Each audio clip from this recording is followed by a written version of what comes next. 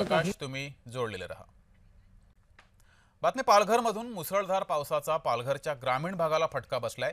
वेती कातकरी पाडा येथील साकव हा मुसळधार पावसामध्ये वाहून गेलेला आहे। 200 पेक्षा अधिक लोकवस्ती असलेल्या पाड्याची त्यामुळे गैरसोय झाली आहे।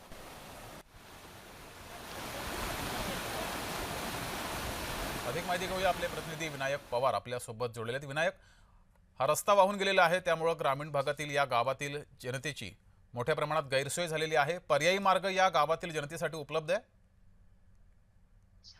जगदीश, नक्कीच पालघर जिल्ह्यामध्ये गेल्या 5 दिवसापासून मुसळधार पाऊस सुरू आहे। अनेक ठिकाणी पाणी साचलेलं आहे, काही रस्ते बंद आहेत। मात्र आज सकाळपासून पावसाने विश्रांती घेतल्यानंतर काही ठिकाणी दिलासा दिलेला आहे। मात्र डहाणू तालुक्यातील वेतीवरोती गावाला जो जोडणारा मुख्य कासव पूल आहे तो या पुराच्या पाण्यामध्ये वाहून गेलेला आहे।